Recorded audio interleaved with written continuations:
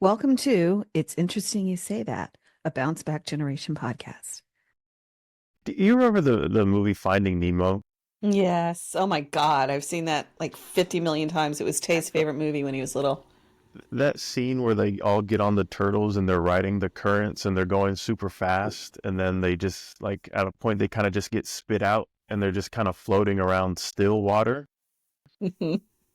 That I think that's kind of where I'm at with the business right now. And I've noticed after getting out of that current, I'm less stressed. Things in the business that I feel like I always feel should be getting handled aren't getting handled, but the business is running better without me interfering in it so much. And I think there was a period of time where I had to kind of be in that current to kind of get it so that I could get out of the current.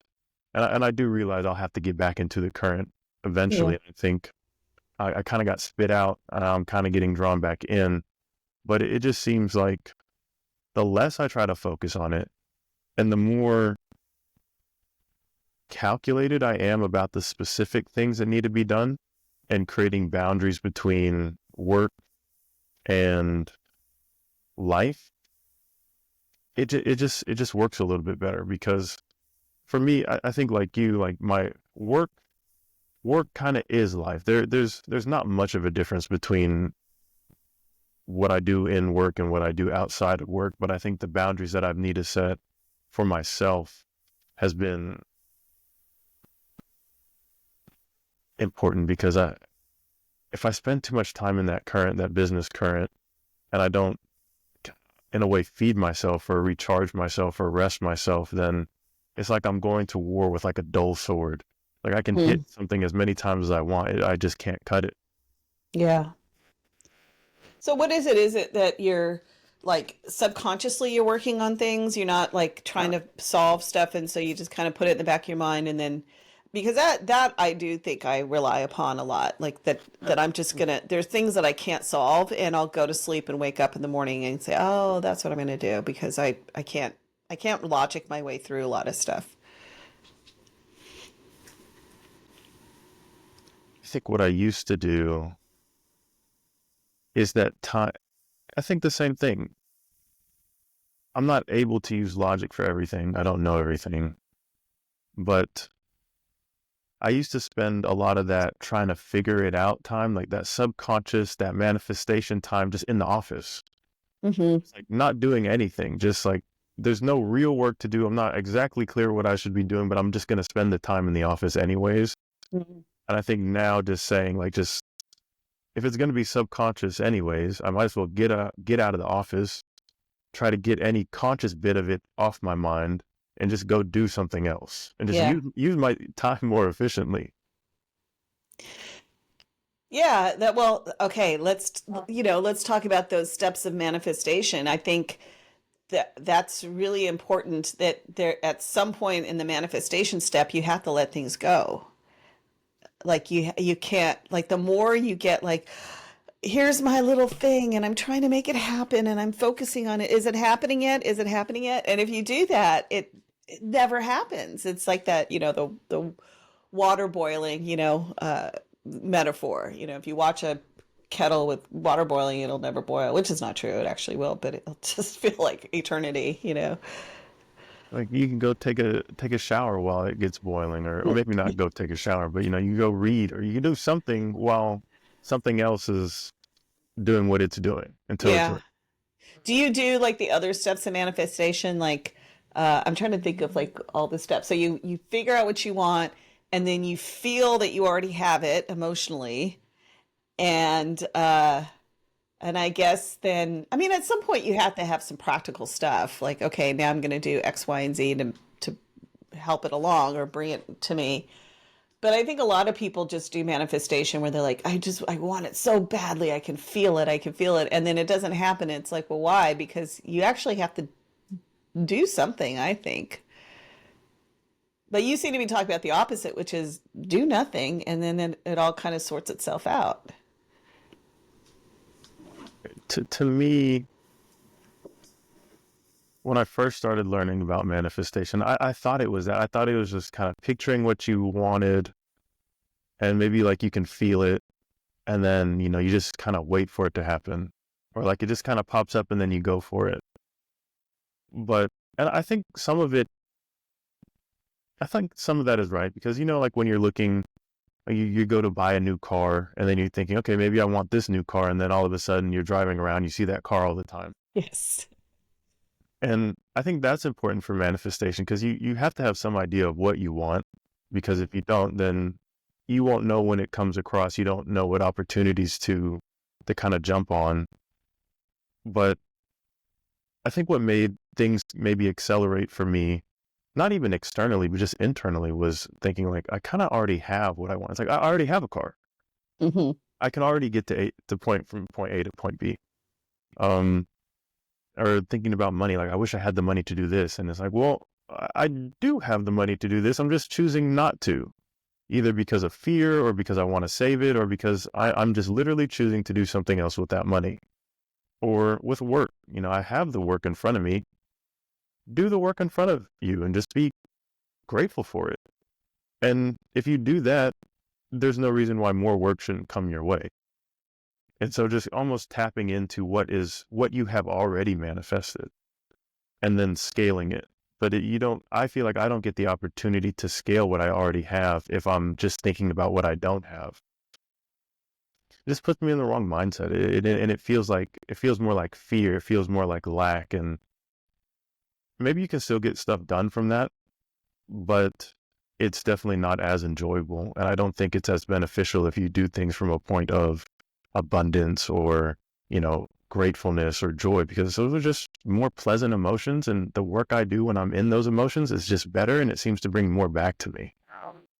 So let's say somebody is, I like this. This is like a really good process. So I want to tease it out.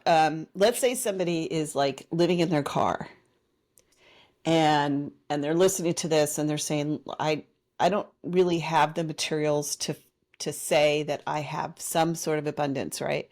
What would you say? What would you say to them? How would you walk them through the process of, I'm living in my car, I lost my job, I don't have anywhere to go, I don't know what's going to happen next, to getting to, X place that they want to be at? Like, what would be the steps you would advise them to do?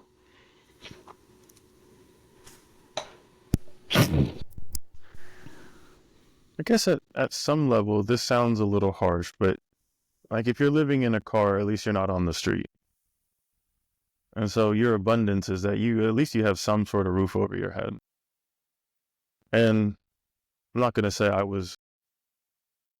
lived in my car for a little bit, and not because I really had to. It was more of, there was a point where I was going through maybe a phase where I was moving out of my apartment. I was trying to do it all in a rush because I was trying to make this big change.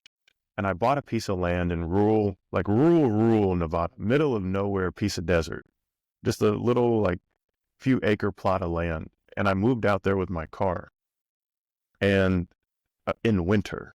And so what I thought Nevada was a desert, and it's hot, weather's great, but it gets really cold in the winter in the desert.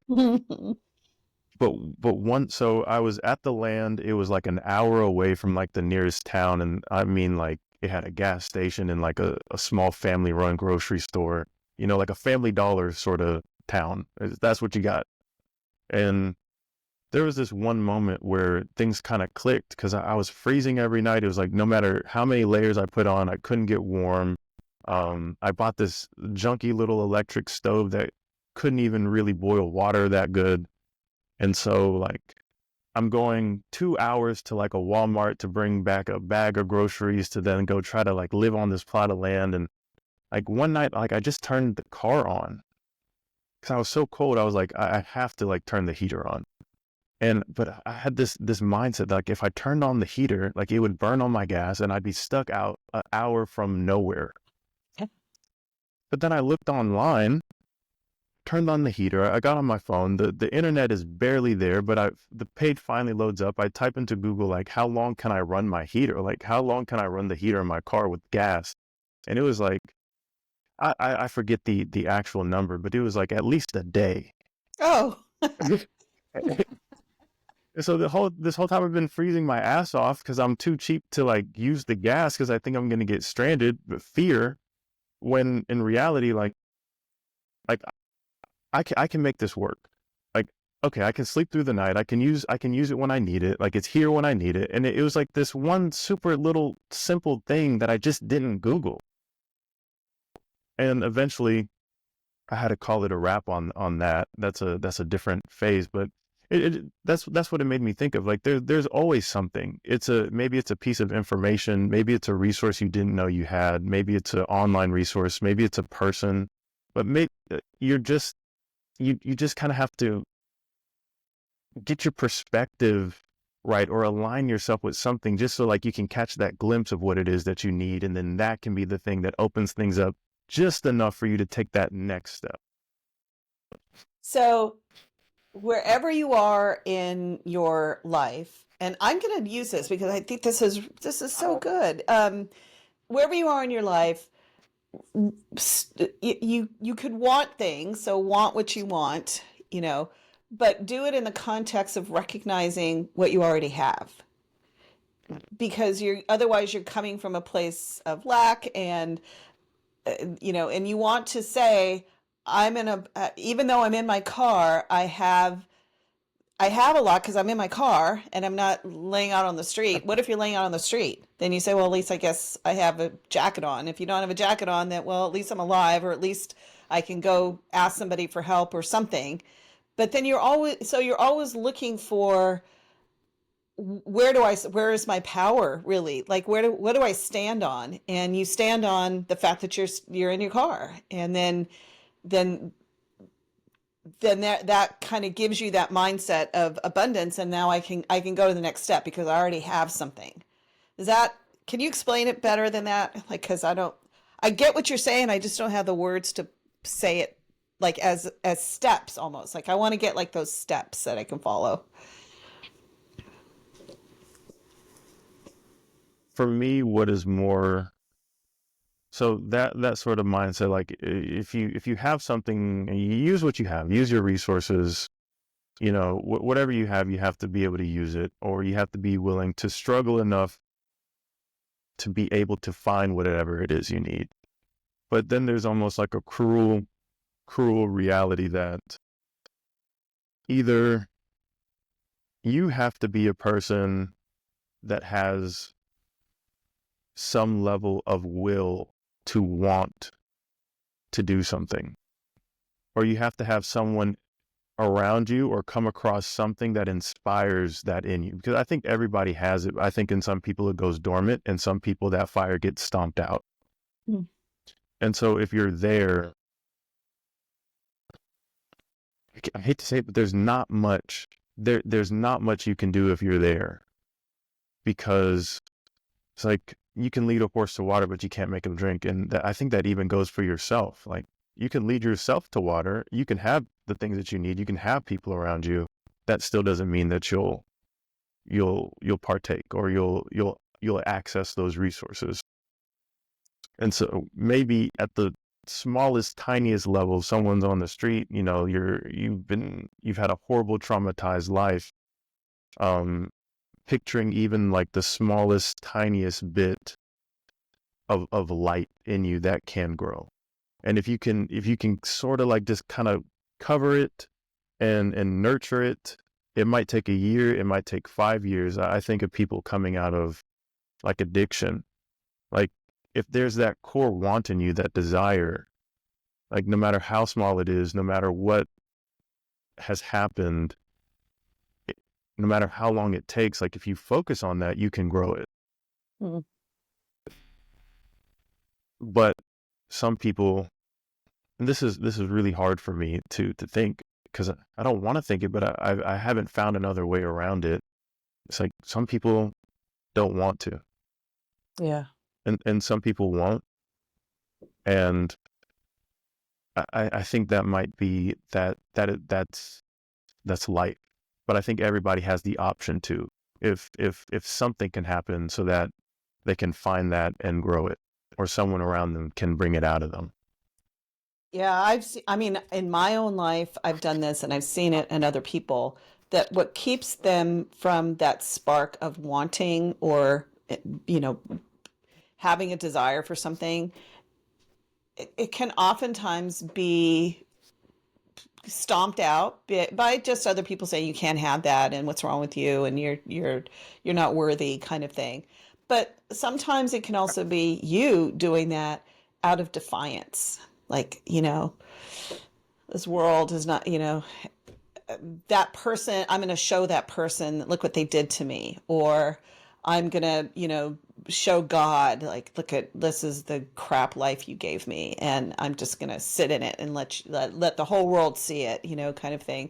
So there can be a lot of anger that prevents you from having that spark of desire and that, and I think there's a difference between like, I want to make $1 million kind of spark of desire versus the spark of desire that I want to create something beautiful for my life that gives my life meaning. And I think that's a different feeling than I want $1 million because I just want $1 million. But if you get into that feeling of why you want $1 million, because I'm going to, have that beautiful piece of land, Nevada, I'm going to create my own, utopia out there or whatever. That's a different feeling. And that's kind of a truer, purposeful, meaningful thing that you're going after.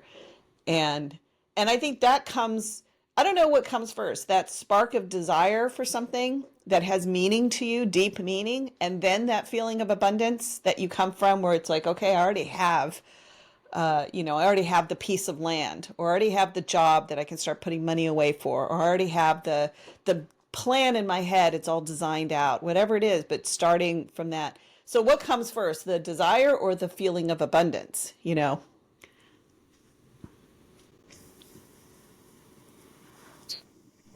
think the desire, Mhm. and I don't, so maybe, maybe 2 years ago, I picked up reading a little bit of Friedrich Nietzsche, if I'm saying that correct. Mhm. One of his books, The Will to Power, describes how the will to power is in every living thing. Now, I don't agree with everything he says because he's a little extreme, I Mhm. think. But this one idea of the will to power, and power not being like I have power over people or I have control over people or like I want more. It's not like a greedy sense of power. It's the will to want to be better. It's the will to want to survive. It's the will to want to thrive. It's the will to make yourself and the people around you better. And I think I don't know it to be true, but I personally believe I like to believe that that is true.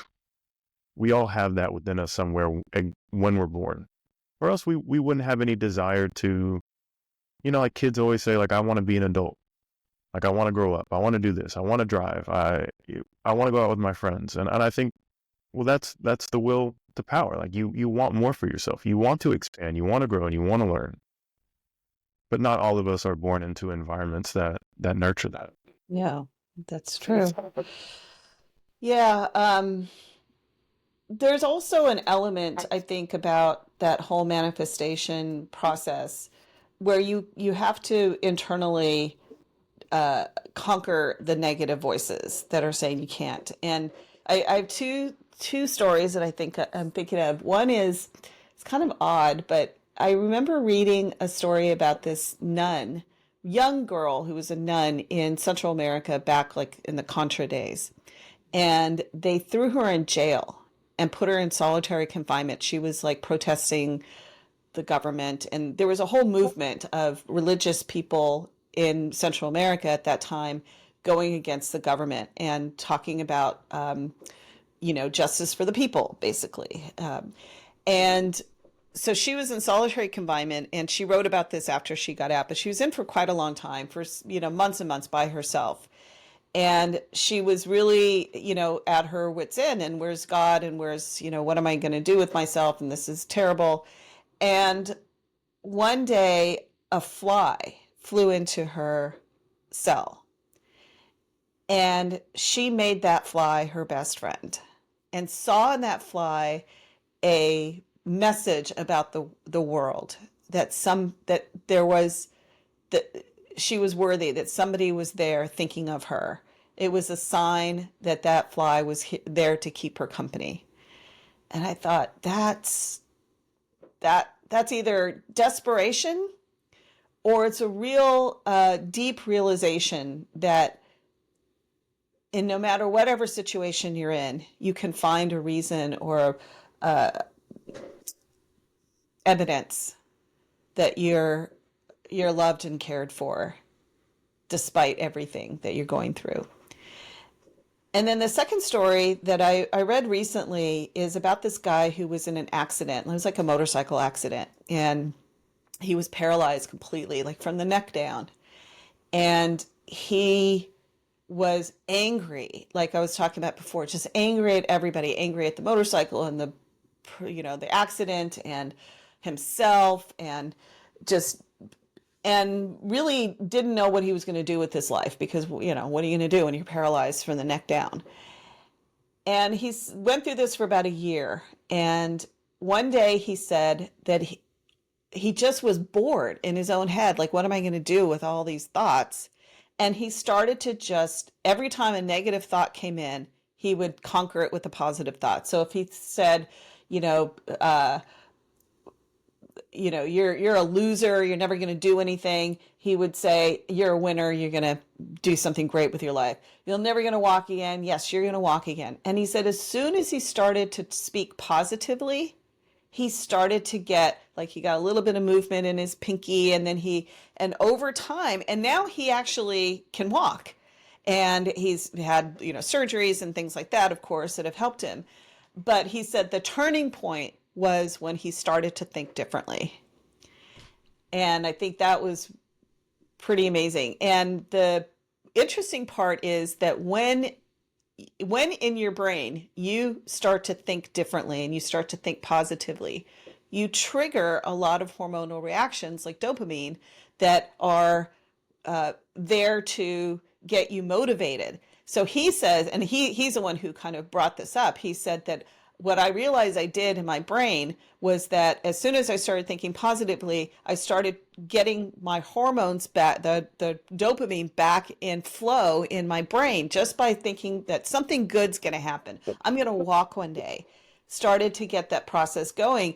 And he talked himself not only out of this negative thinking world, but out of depression that he was in, that's just constant depression of what his situation was. And I just thought that was really interesting. So I think that's just a really important part of manifestation, is that you have to really discipline your brain to not go into the negativity. And can I ask, like, why you bought the property in Nevada? Like, what was your thinking at that time? What were you up to? Do you want to share that? You don't have to if you don't want to. Well, it was a very chaotic time for me. The year leading up to that,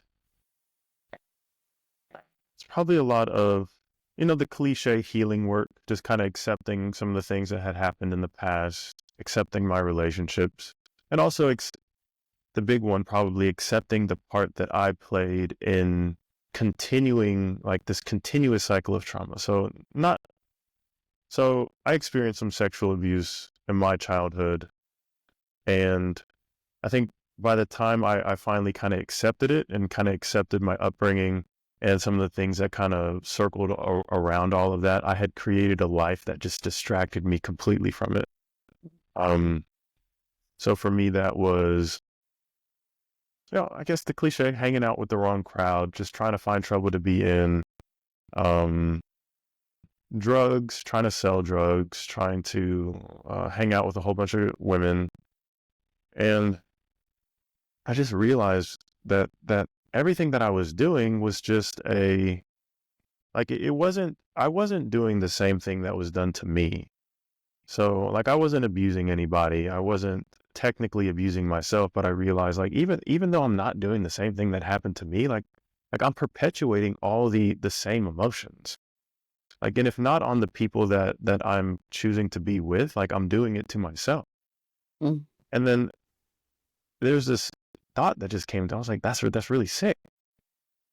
I was like, that's really bad. And I felt really disgusted in myself, not because of what happened to me, but just because how I was choosing to live my life after what happened to me. I was like, why? Like, I was just like, why am I doing that? So when I bought the piece of land in Nevada, that was me trying to, I was like, I'll run from everybody. I'll run from myself. I'll run from this apartment. Like, I'll leave all the drugs. I'll leave everything, and I'll just split, and none of it will follow me. So I think the piece of land might have been like a few $1,000s, because who else wants it? All right. I had my car. I sold everything. I remember like dragging my bed out from like the second story of like this really small apartment just out into the street to the dumpster. Like I just dumped everything in a horrible, irresponsible way. And I went out there.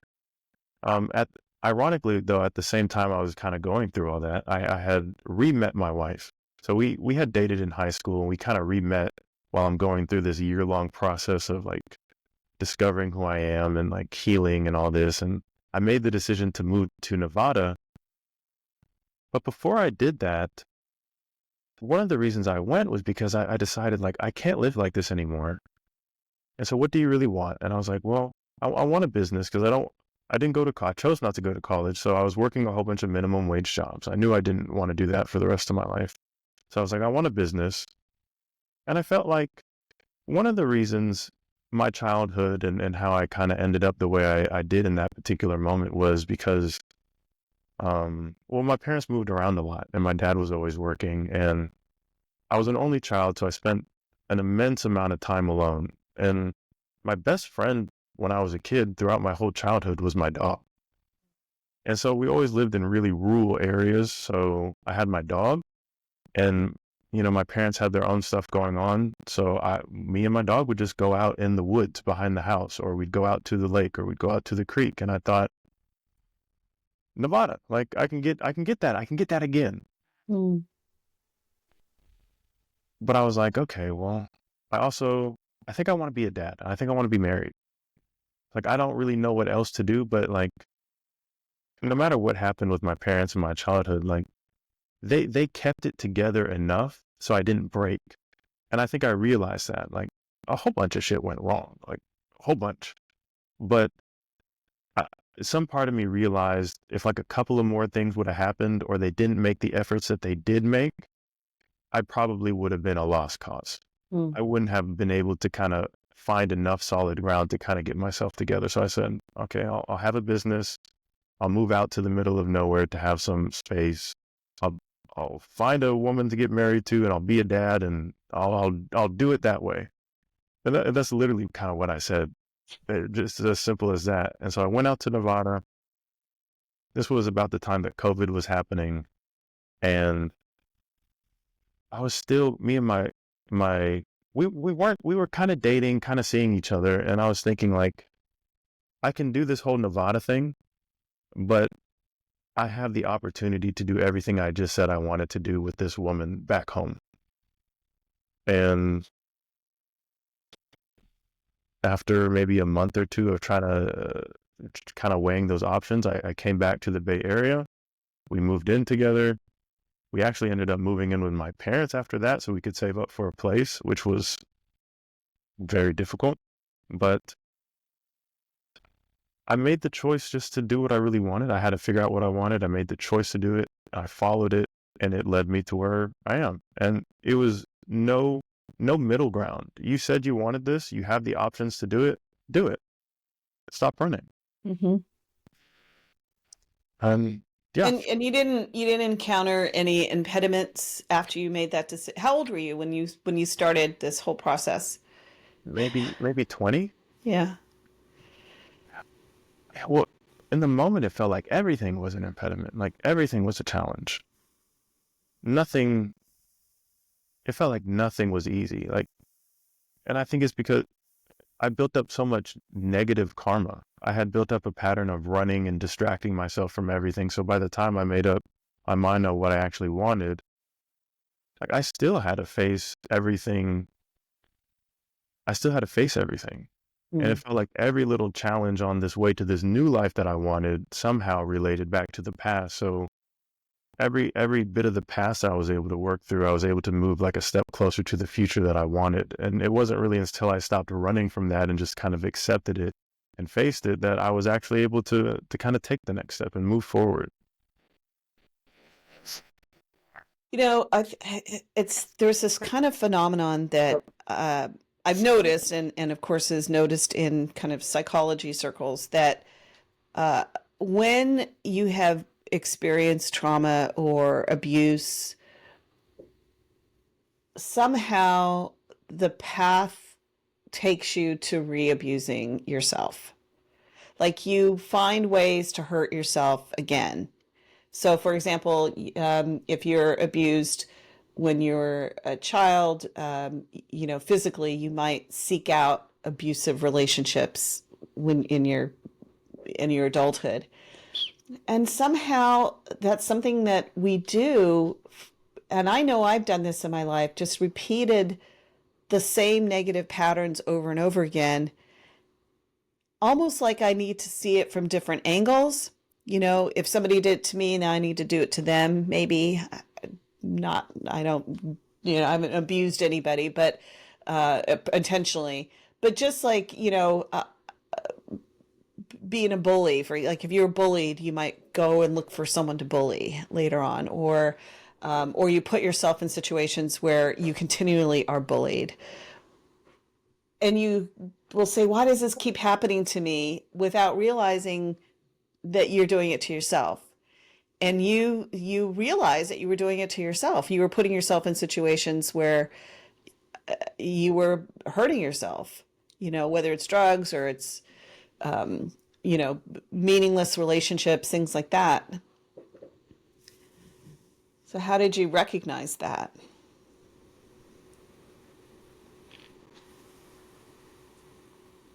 After maybe the reason it was I recognized it through contrast. So at first I thought I'll do all this stuff, I'll date these people, to distract myself, unconsciously distract myself, fill my time.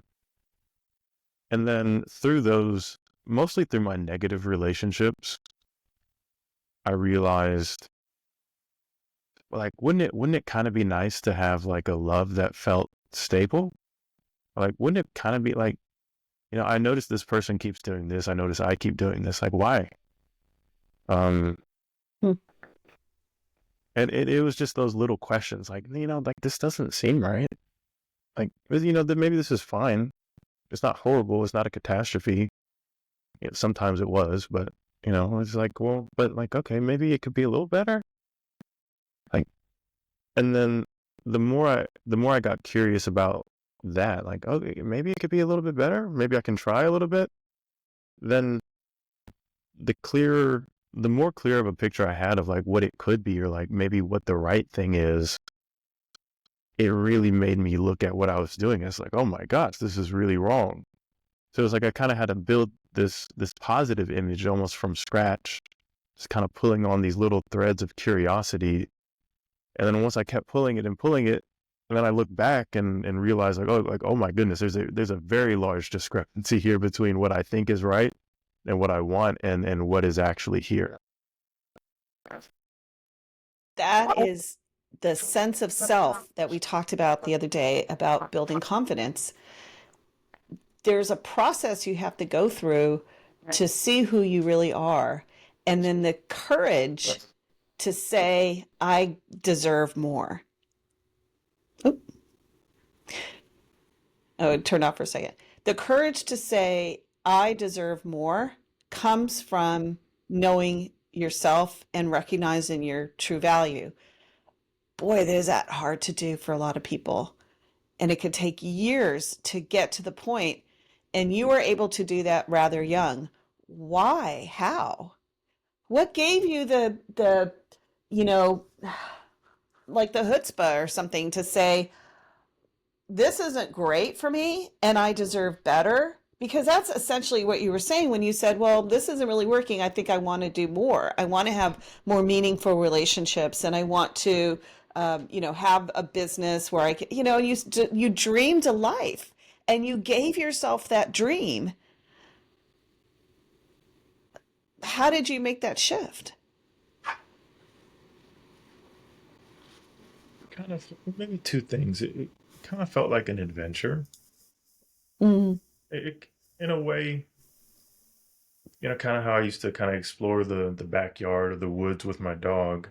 There's always a sense of like, what's under this log? Like it might be like some snails or some salamanders, but it's like, oh, cool, wow. mm, I wonder what's under this log. What's under this rock? What's in this pond? And that sense of adventure as a kid really, really motivated me. And I think as I grew into an adult, in a negative way, that really motivated me. It was like, what's over here? What's this person like? What's yeah. that? What's this drug like? What's that? Yeah. Yeah. But just taking that pure curiosity and sense of adventure and and not limiting myself to the negative things. Like, okay, well, what's that like? And that looks good. And what's that? And Mhm. not saying like I have to stick to these things that I know. Um, and so a sense of adventure and being willing to follow that sense of adventure, that curiosity, that exploration. And it may be something that I've learned in business, like failing, allowing yourself to fail, but also allowing yourself to fail fast.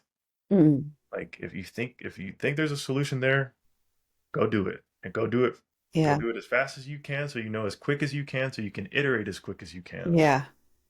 And I think my desire for that exploration and adventure directed towards some positive end, and then just being willing to fail and just almost like what it feels like, just fail endlessly, because in all of those failures you learn to do a little bit better.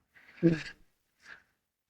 Well, and that's part of that light touch, where you don't get so focused on that thing. I need that thing and it needs to look exactly like this. And if I don't get it, then allow it to come in the different ways and the different iterations that it'll come to you. Okay, so I just like steps. So I like to put things into steps for myself. And so first is, dream your dream and have the no, I would even say the first step is just spend time with yourself, get to know yourself so that you can get to that understanding that you had that you were on a treadmill just doing the same thing over and over and it wasn't making you happy and that you had the right to find something that would make you happier. And then you laid out a map for what you wanted. You wanted a good relationship. You saw the possibility, which is actually sounds like a lovely love story that you were dating in high school and then kind of reconnected, and um, I think that's very sweet. And then you said, I want to have children and I want to have a business, and you allowed yourself to dream it. Then you came at the vision from feeling abundance in your life. This is what I already have, so it's possible to have more. And then you allowed yourself to fail as you're trying to get to where you want to go. Fail fast, experience it, let it happen, move on. And it's not too far off in the future for where you started, around 20, and you have all those things. You're married, you have your children, you have your home, your business, um, and things are pretty good. Do you go ahead? I was just gonna say, does that make you feel funny that things are pretty good? Like, don't jinx it. Things things are pretty good. They're most definitely better than they've ever been. But that same process, all those steps that you've laid out, they haven't stopped. Even like starting from step one, it's like I have to, like today, I spent time thinking like, who am I? Or like what do I really want? What interests me today? Like, and then kind of setting out a map for the things that I want to do, and being able to fail through those things, and just kind of keep iterating. So that whole, 1 to 5 or 1 to 10 step process is, for me at least, looks like it's something that it's not a one and done thing. It's not like, I'm at this step, then this step, then this step. It's, sometimes, it's step 3 before step 1 or step 5 before step 1. And, I tell the story and it seems like, highlight, highlight, highlight, like you're watching a movie. It's like scene, scene, scene, and they're all interesting. But in reality, it's maybe been about 6 years since I kind of started. And, I have maybe like 10 highlights, to kind of make a story. And I could tell you the story and it's kind of exciting, it's interesting. But it in between each one of those highlights was a period of time where it just felt like I had no idea what I was doing. Mm. I didn't know what to do. I didn't know how to deal with my emotions, and just a lot of dead time. Yeah. A lot of dead time with my own thoughts that felt just boring or overwhelming. And it was like almost like never just like at that sweet spot.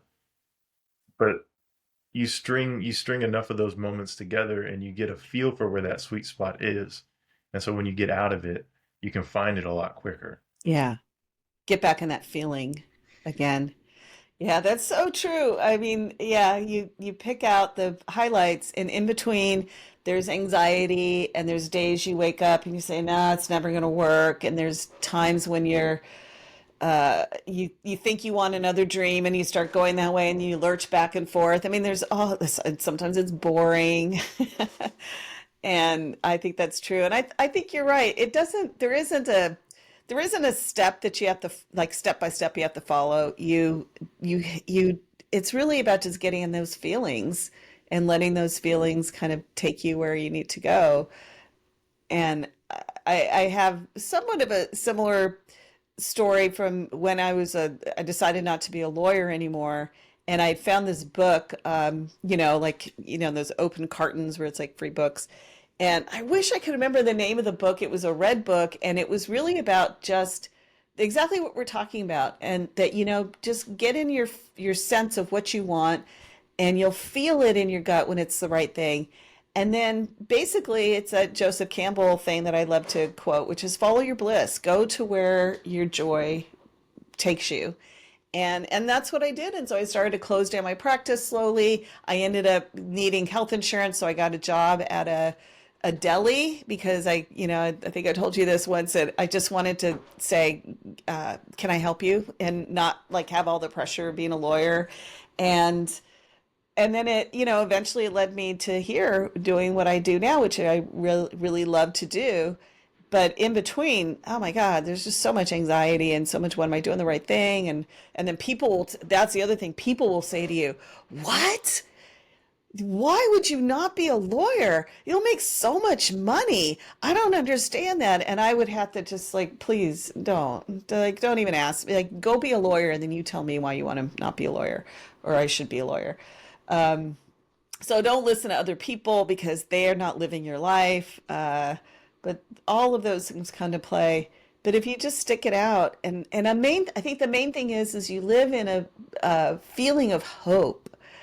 Like things are going to get better because I feel it and I'm following that feeling, and that's so much better than like, I'm in this dead end, but I better not try for anything better because I'll lose what I have. And, people will talk, and I'll look like a fool, and I'll fail, and everybody will say, I told you so, and all of that. And you can live in that, or you can live in, I don't care. I just feels really good to even think about it, to just every day I think a little bit about it. It makes me feel good, even if I don't have it yet, but I'm going to get it because I think follow that. And that's what got that guy out of, laying in a hospital bed for a year, paralyzed, is he just started thinking that way and just gave himself little bursts of dopamine that kind of, gave him a little push every time he needed it to get better and better.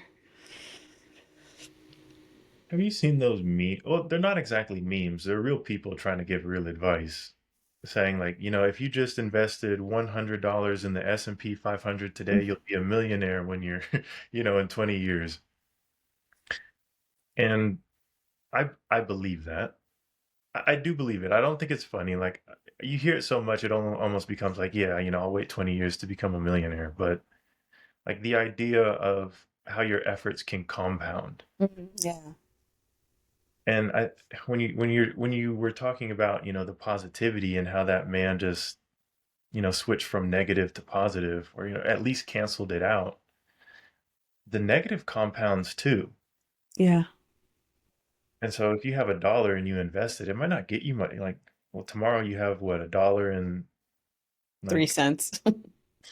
it doesn't seem like a lot, but in a year, you have $100 when you would have had nothing if you spent that dollar on a beer. Yeah. You can choose to go either way. I agree. And that just financially, that is true. I know Warren Buffett talks about it all the time, like that he all of his money comes from the principle of compound interest. If you put $1 in and then, a month later it's $1.05, now you're investing $1.05, and that $1.05 a month later turns into $1.25, and then so on and so on. And that's true of money, and that's true of your efforts. But you have to kind of stick it out, because the moment you give it up and you say, I'm going to take that $1.25 out now, and spend it on, a candy bar, now you've lost that chance. So keep it up, keep doing what you're doing. And we had that, it might have been 2 episodes ago, we were kind of talking about how everything's changing so much. And I think that might be why the S&P 500 example might seem a little ridiculous to the new generations. I mean, I Yeah. still think it's true. You just have to wait a little bit longer. Maybe that's, the crypto might be another example, or gold might be an example. But when it comes to time and energy and how you invest it and how that compounds positively, yeah, we talked about this. It might not be like the American dream. Like, it might not be like I buy a house, or I have a family, or I have a business. Yeah. And a lot of that work that you said, kind of step one, you have to get to know yourself so you can even figure out where you need to start putting that time and energy, or money too. Yeah. Because if you don't, my mom used to always used to, she still tells me this, but the idle time is the devil's playground. If you're not deciding what to do with your time, your energy, your money, then something else will. Yeah. Or negative subconscious aspects of yourself will decide. Yes. And when those compound, well, it doesn't lead you to a great place. Yeah. Well, there's always, the nature doesn't like a vacuum. So something's going to come in if you're not filling it with. And, the thing about financially for people, I think where people go wrong financially is when they try to follow what everybody else is doing, or they put themselves in the context of the larger economy. You got to do what's right for you. And maybe everybody's out buying gold, but you're really into investing in,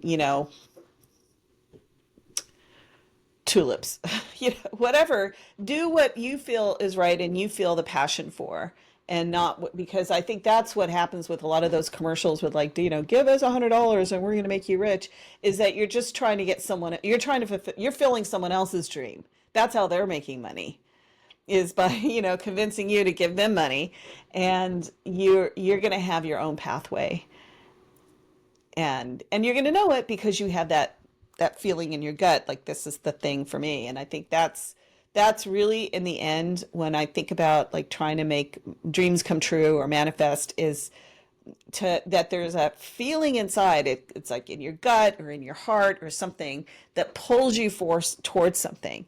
And as long as you follow that, you're feeling pretty good, even if you're not there yet. And you'll have your moments of sadness and depression and anxiety about it and failure and all of that.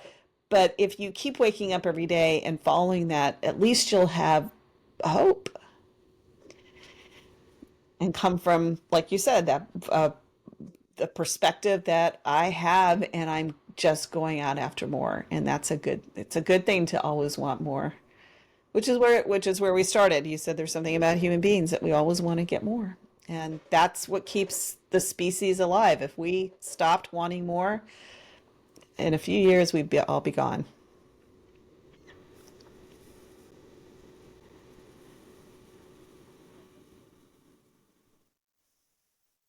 I don't want to get back into our whole conversation about AI, But Oh, we should maybe next time. I'm reading this book about AI, Nexus. With have you heard of Yuval Harari?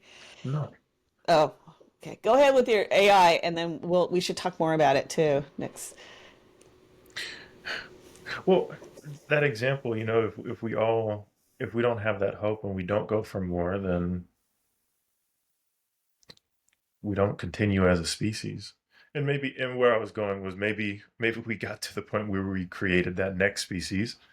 But at least for the time being, I think that can be scaled down to an individual level. If you don't have that hope and you don't go for more, then well, you fizzle out. Yeah, yeah.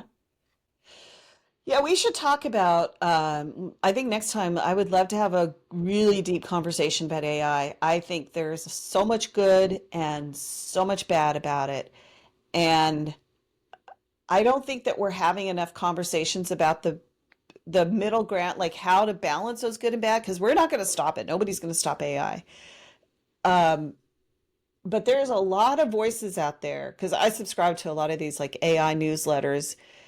And there's a lot of money and a lot of voices trying to convince everybody that this is the greatest thing that's ever happened to mankind and doing their best to suppress laws and suppress information about the things that are really dangerous about it.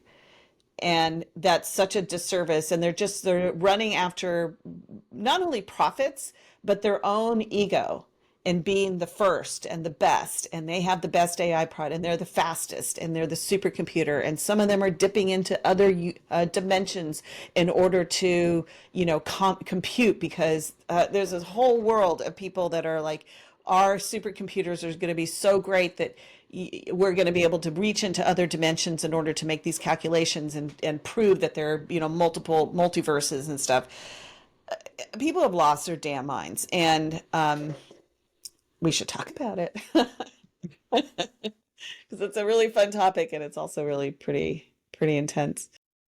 Hi, I'm Jennifer from Bounce Back Generation, and I want to ask you to subscribe to our channel. What we're doing is developing a resilience blueprint, something that you can walk through. And these podcasts are here to help flesh out some of these really complex ideas that we talk about around building resilience.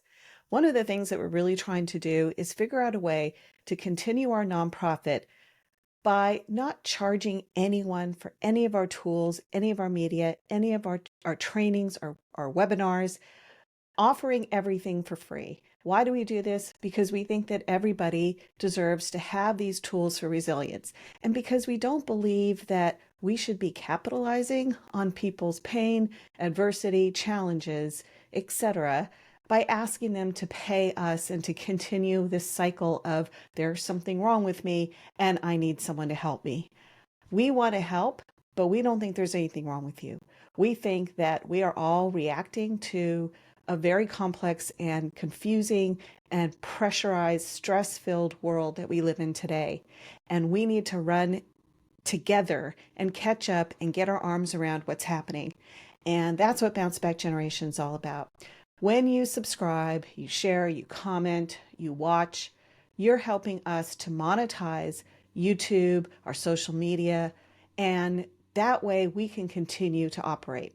We also have a for-profit that offers these kinds of trainings and workshops to corporations, nonprofits, schools, etc., where we can charge, and then we can also use those proceeds to help support this free nonprofit mission. So I hope you'll join us, and thank you for being here. Be part of the Bounce Back Generation.